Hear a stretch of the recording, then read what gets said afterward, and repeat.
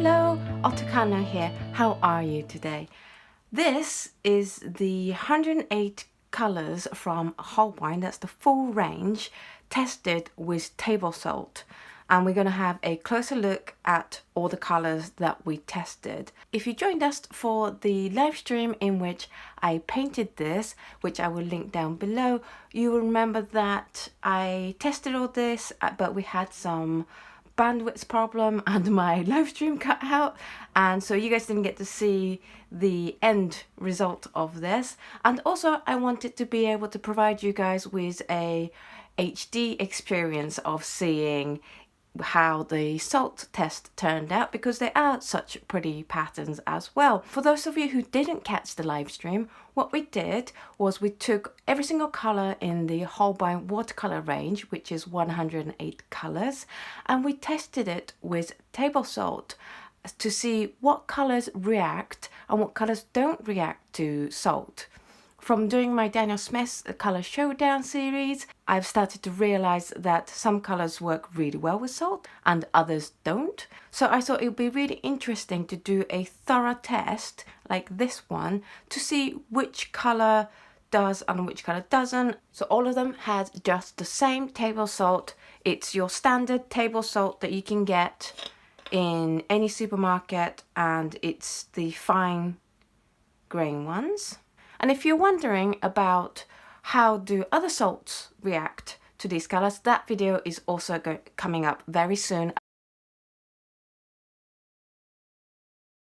All the colors were tested on the Buckenwood cold pressed, the 535 GSM paper. It's a really thick paper, and I loved using it for tests like this because they don't warp as much. And all I did was I would color one square in and then just come in with the salt and sprinkle it with my hand. Now, instead of what I did on the live stream, which was to zoom the camera in and move this sheet about, which as a motion sickness prone person like me find it a little bit wobbly, I am going to do the emotionally hard things of cutting this chart up so that you don't have to see things going off on and off the camera so much.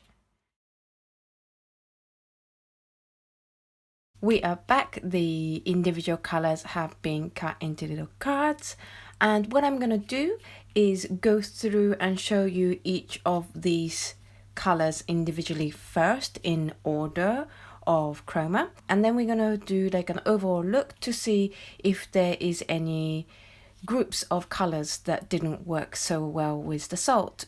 I am going to do the titanium white and Chinese white together because they're just white on white, so we're not going to see that much difference. The only reason I did the two on white is just for the sake of completeness of doing the whole set. However, it will be interesting to test them on black card next time. Next up is lemon yellow. And I can see that there is some sort of texture happening, but because lemon again is quite a light hue, you're not going to notice much of a pattern forming. Next up is the permanent yellow lemon, and this one in real life, as I'm looking at it now, is definitely got more pattern to it than the previous one. But I think the camera is struggling to pick that up. Next up is imidazoline lemon. And this again is kind of similar story with most of these very light, very cool yellows. Is that yes, there are some patterning happening, but you're not going to see the texture as much. Cadmium yellow lemon. So far, it's definitely the least reactive of all the cool lemon yellowy colors. I can barely see any texturing happening there at all. Next up is Aurelian, and I think from here onwards you're going to see more of a difference in the patterns that are created from reaction with the salt. I can definitely see a clear pattern, and I can see in the camera that it's picking that texturing up as well. imidazoline yellow definitely reacts. Cadmium yellow pale definitely doesn't react as much as the previous two warmer yellows we just had a look at. But there is some very subtle texturing happening there as well. Whereas we get to colors like permanent yellow light, where you can definitely see a pattern happening.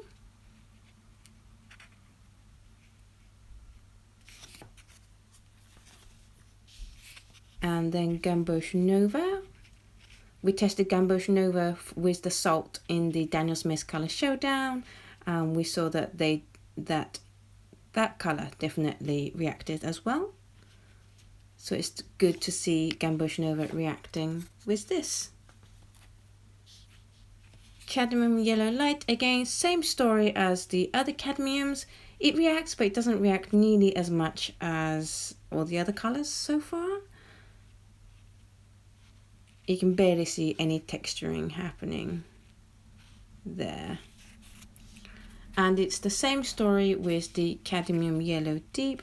There is some, but it's certainly not something to write home to about. I think I'm noticing that if I just tilt it at this angle, you do get to see more of a pattern, but in real life it's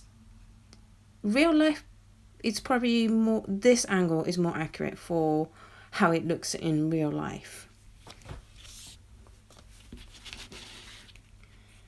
Next up is permanent yellow deep, and I would say it's quite similar to the cadmiums. There is some, but not much.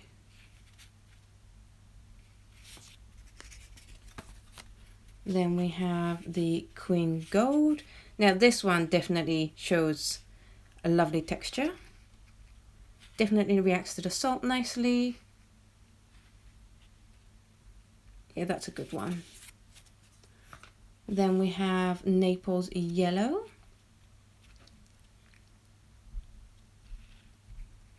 Definitely reacts. Then we have Jean-Brion 1. The red flecks up from the red color that I was painting up below this square, so I apologize for that.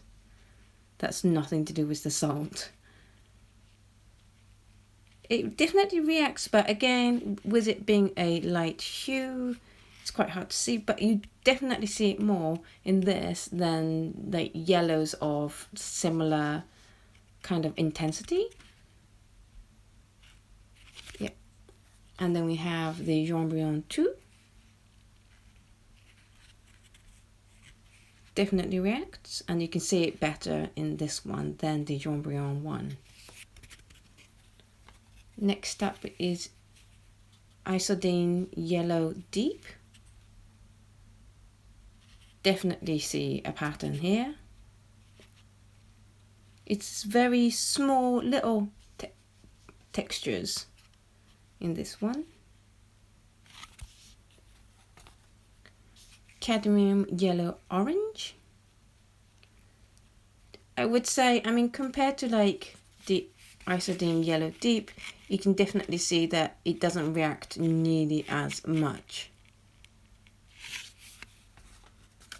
Then we have the Permanent Yellow Orange.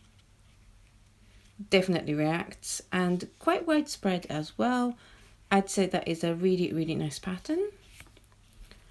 And it's the same story with the Brilliant Orange.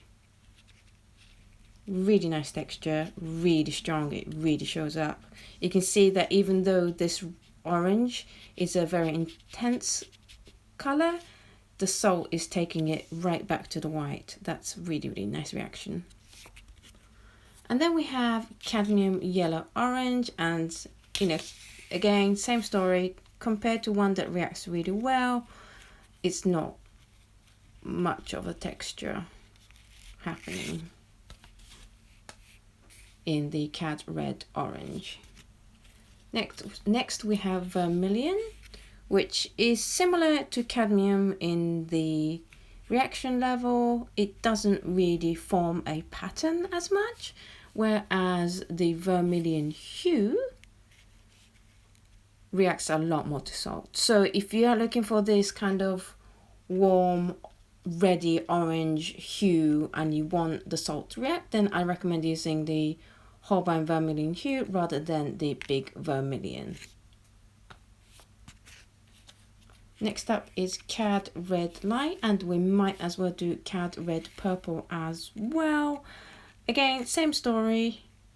These ones, you can see the reaction a little bit better because of the darker hue, but I think that texture could be used as a background in something if you're looking for that kind of texture, but it's definitely not the feathered, veiny kind of salt reaction that we are used to seeing with the salt. But I'm sure someone will find a useful texture like this as well. Then we have the Scarlet Lake, which reacted very nicely with the salt. That's really nice. And we have the Pyro Red, which also reacted quite nicely. I am growing to like this Holbein's Pyro Red a lot. And then we have Cad Red Deep, which again is the same story in that it's, yes, it reacts, but only a little bit compared to some others. So only use the cadmium red deep if you are looking for this particular texture rather than the more stereotypical salt reaction from a watercolor. Next up is Shell Pink, which reacts really nicely, I have to say, and I'm quite surprised by that because it's such a light hue and yet you do see the pattern very clearly on this, which is really nice. Next up is Queen Scarlet, and it reacted, but perhaps not as like feathery as much. I would put this between the cadmium for being the low reacting one and then like the highly reacting colors. So this is like a medium reaction, I'd say. Then we have Pyro Rubin, which again did react, but I would say this is more like a medium to high medium reaction.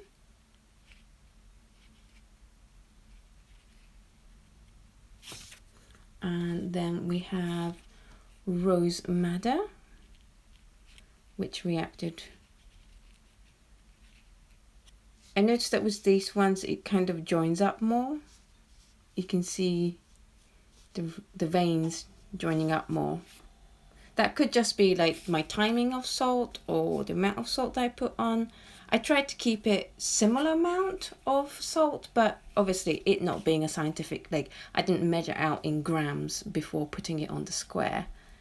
Crimson Lake didn't react much at all. I would put this in the same bag as cadmiums. No reaction in particular. Carmine did a bit better. I would say this is like a medium to medium high reaction again.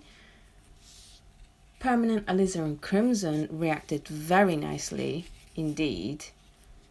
I think this is the prettiest pattern we've had so far, and you can kind of see a lot of depth happening in the pattern, which is really, really nice. Next up is the Queen Red. It's a lovely color. I would say it's more of a pinky hue though, rather than red, but it reacts very nicely to the salt, and so does the Queen Magenta. That's really nice. Bright Rose reacts to salt as well, but not as much as perhaps the more highly reacting one.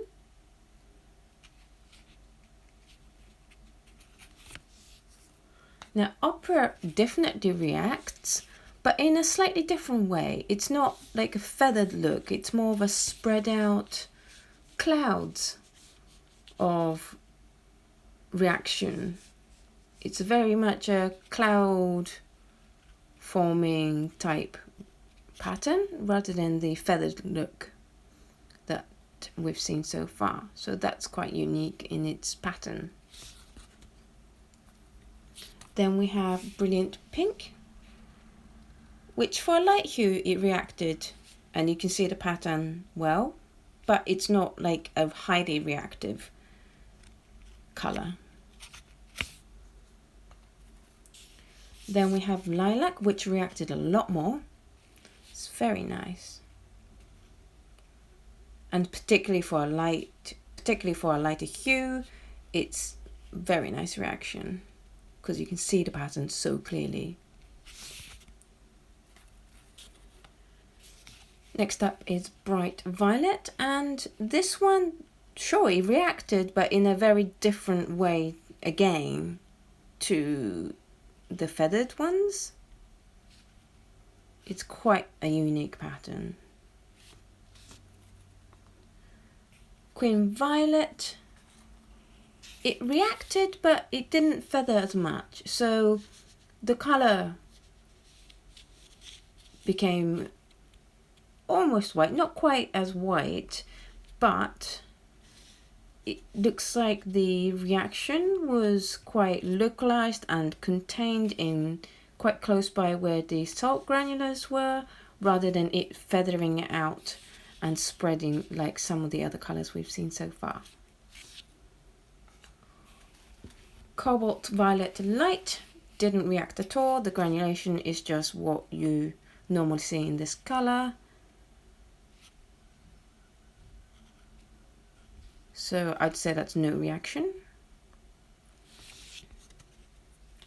Now next up is the Mineral Violet, and this one was very interesting. As you can see, the pattern, the reaction became two-tone, so where the salt was,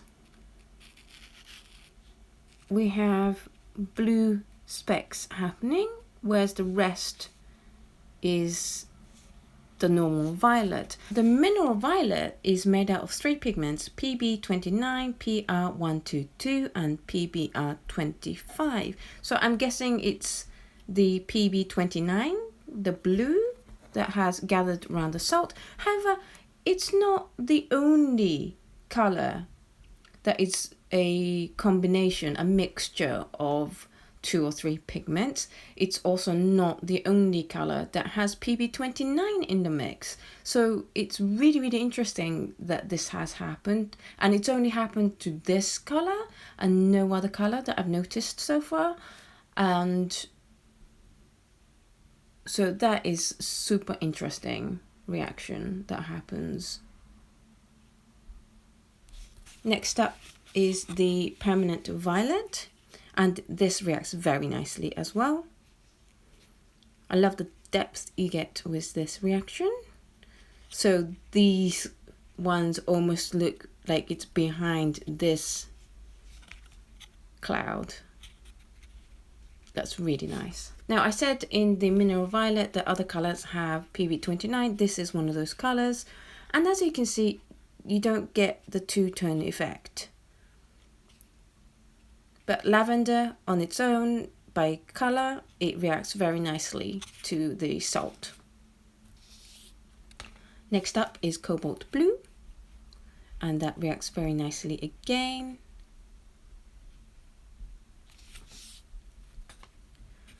Then we have the Verditer Blue, which also reacts quite nicely.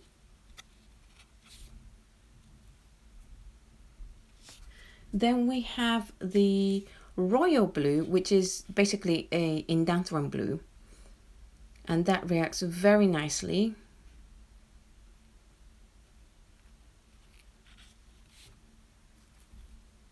And then we also have Indigo, which also reacts nicely, but it's very localized in where the salt crystals were. It didn't spread as much as other colors did, but you definitely get a nice reaction. It's a very dark hue, and yet you are going all the way back to the white color. So yeah, this is highly reactive color. Now next up, I'm going to show you two side by side, because the ultramarine blue deep and ultramarine light, if you remember, or if you've seen the Daniel Smith Color Showdown episode in which I tested the Daniel Smith ultramarine blue and French ultramarine, we got zero reaction. There was no reaction to the salt whatsoever. However, in the Holbein range, we do get a reaction. Not so much on the ultramarine blue deep, but we definitely get more reaction than we did in the ultramarine blue by Daniel Smith.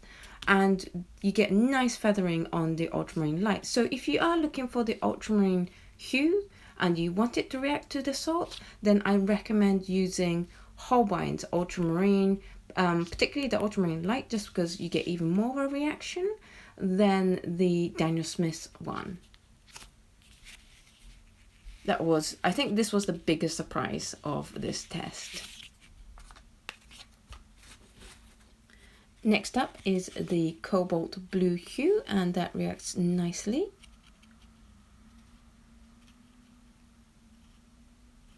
But again, quite localized in the reaction.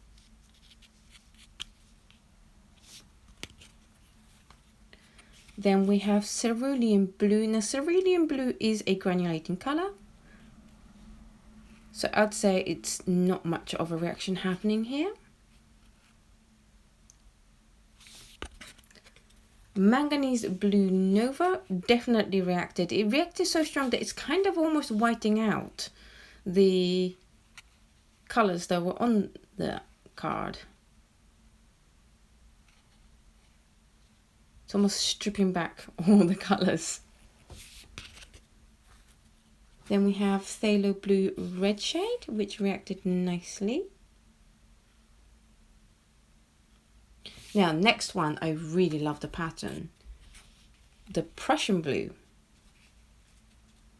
has reacted really nicely, but also very, very localized, but feathering on the individual area. And I really like this pattern. It almost looks like you're looking at lots and lots of white birds from the sky high up, and it's just a mass of white birds. I really like this pattern. I can almost see it as like a fabric texture. It's really nice. Then we have the phthalo blue yellow shade. Reacts very nicely. Now, people always freak out when they hear phthalo blue yellow shade and wonder if this is like a new third kind of blue. It's not. Most people are used to phthalo blue red shade and phthalo blue green shade. This is basically your phthalo blue green shade. Holbein just decided to call it a yellow shade instead of green. So don't freak out, there's still only 2 shades of phthalo blue. Next up is peacock blue. And it's reacted, but in a very different way again. It is a lovely texture, but it's definitely different from the standard feathering like we see in the next one, which is the compost blue. Very clearly a different pattern. The compost blue also reacted really nicely with the salt, and it feathers really well. Next up is horizon blue, which reacted, but again, quite localized. I'm noticing that with the blues, the reactions are a bit more localized. Like this, on the whole, you do get some very, very lovely feathering colors like we just saw with the compost blue, but we do get to see a lot more of these smaller patterns with the blues. Then we have cobalt turquoise light, which it has reacted, but not in any particular pattern. And I probably wouldn't use this for myself, but you never know, someone might find this like the perfect pattern that they were looking for. Then we have turquoise blue, which reacted very nicely. It's a really nice color as well. Next up, we have the marine blue, which is PB16. So Winsor & Newton called this phthalo turquoise, but it's not the same phthalo turquoise as the Daniel Smith one. Daniel Smith one is a combination of other pigments. And this has reacted very, very nicely. Next up is cobalt green. You definitely see where the salt has been more, but again, reacts quite nicely. Now, Viridian, it didn't react really much at all, and it was actually quite hard to get the salt off this color, a lot more than the other colors, so I wouldn't recommend using salt on Viridian. Then we have the Viridian Hue, which, let's compare the two. You definitely see a lot more reaction with this one. But again, it's not much. But it's better than the Viridian. So if you're looking for this kind of shade and you want to see some texture happening, then Viridian Hue is the better bet. Next we have Bamboo Green, which is your phthalo green. And this, I mean, you can see some reaction because this isn't a granulating color, but it's not much at all, really. So yeah. Emerald Green Nova, on the other hand, reacted much better. Again, it's not a huge amount of reaction, but you definitely get a better reaction out of Emerald Green Nova. Then we have the Compost Green, which for a light hue, you can really see the pattern really well.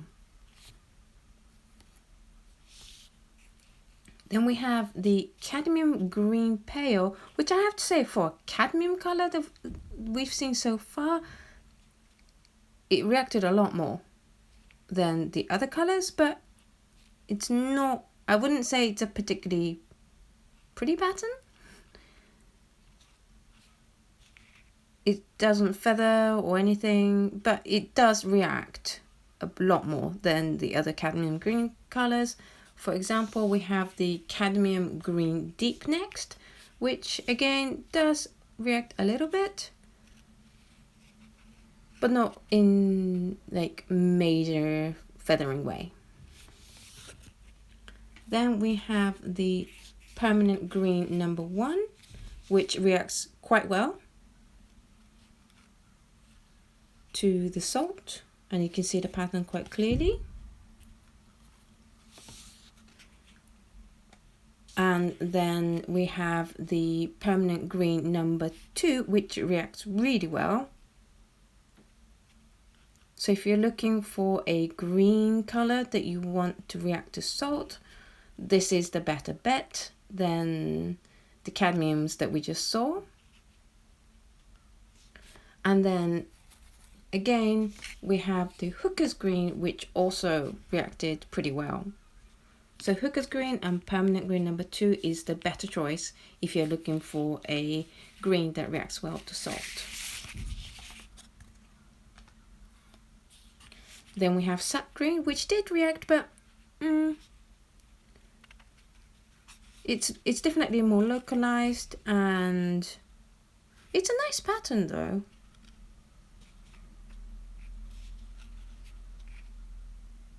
I could definitely use this in my abstracts. I think salting is much easier to use in abstracts in some ways.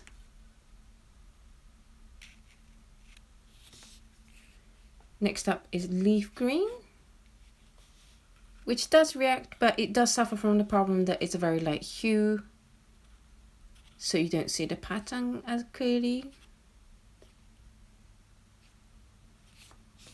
Then we have Greenish Yellow, which reacts very nice. You get the nice classic feathering pattern happening. And then we have the olive green.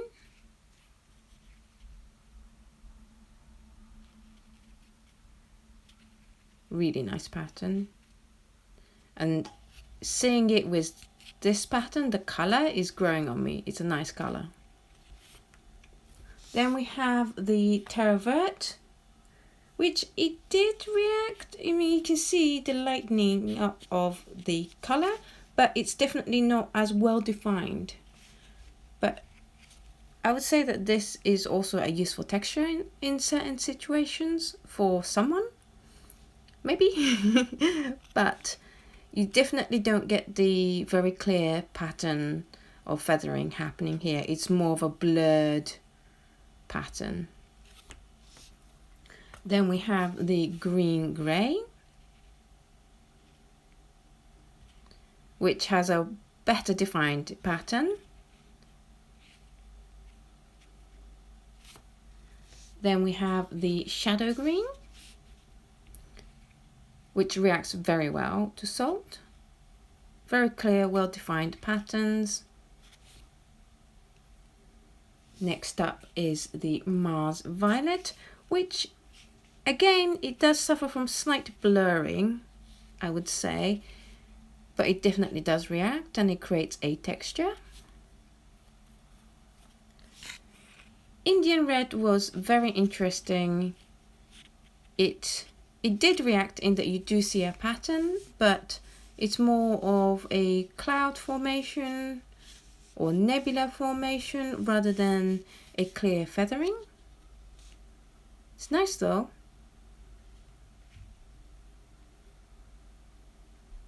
And you can see it granulate all the colors a lot more.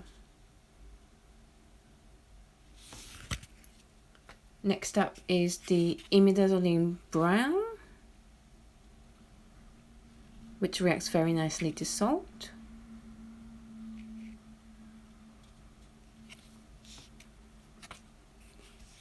And then we have perimarin, which definitely reacts to the salt. It's really nice. Then we have a light red, which again reacts very nicely and in very fine detail actually. That is really nice. Then we have burnt sienna, which does react, but obviously not as much as what we just saw, but it definitely reacts. You get a nice clear pattern, very nice. Yellow ochre, it definitely reacts. It's very interesting that it's kind of forming these joint up patterns.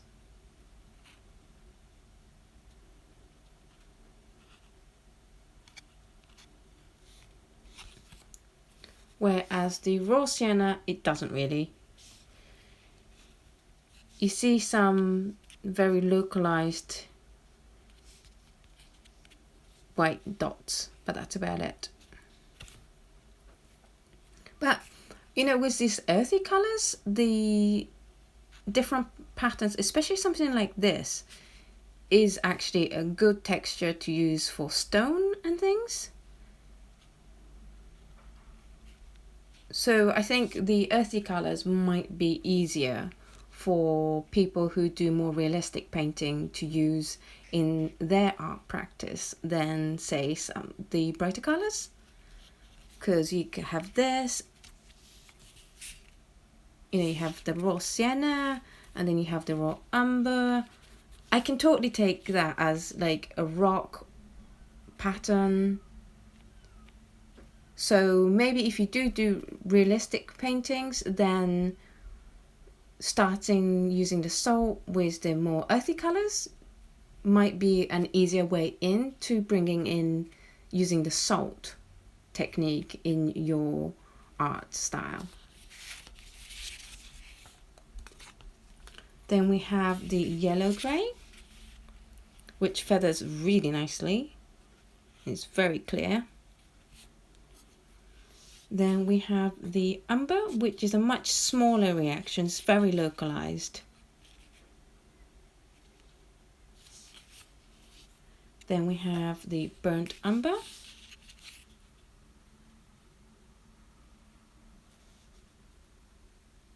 Again, it reacts very well,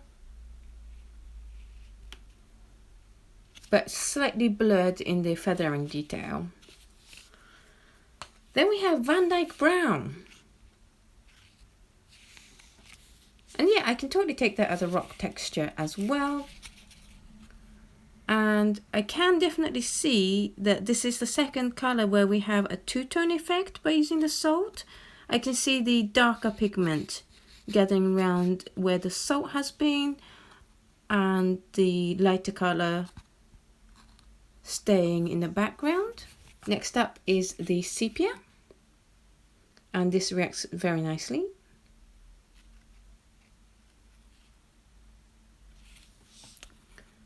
Then we have the Davies Grey, which for a light hue you can see very, very clear patterns. It's really nice color actually.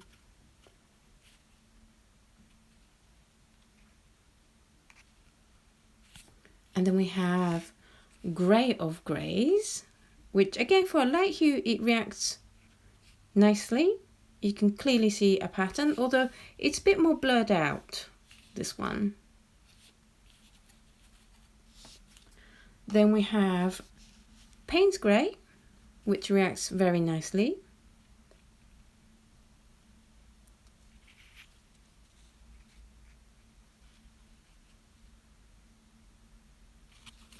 And then we have Neutral Tint, which again creates a very unique pattern. I've not really seen this kind of almost crisscross pattern happening. I'm really liking this texture.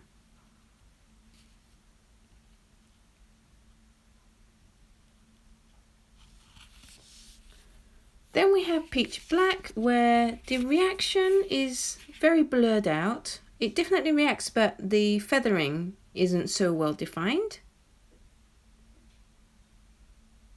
But again, I can definitely see this being useful for depicting some natural patterns, like maybe lava rocks. And then we have the Lamp Black, where you can see the feathering a lot more. In fact, this is really long feathers. It's really nice.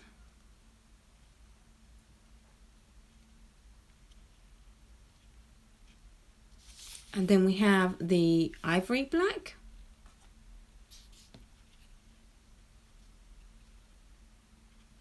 Which is kind of like in between the two of the previous blacks. It's a nice soft reaction.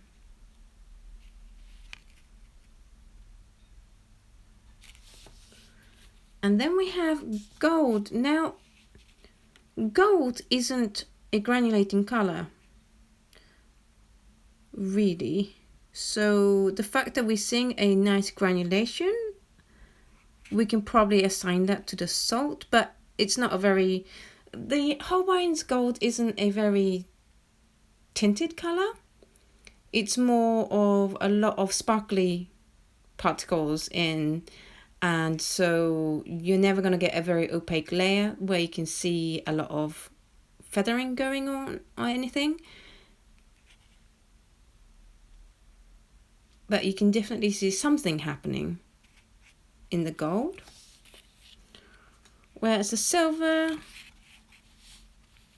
you're not really seeing... Well, when I put it at a certain angle, I can definitely see that there is definitely some pattern happening. Can you see that? At certain angles, you can just catch something happening. So it will be, again, with the whites, be interesting to see if we can see this pattern happening better with it on a darker background. But I can definitely see something happening that is separate from, different from the texture of the paper. So yeah, this would be a really good one to try on a dark background as well. So that was 108 colors of the Holbein range that you just saw close up. Now I'm going to just separate this into groups of colors that reacted really well and colors that didn't react much at all.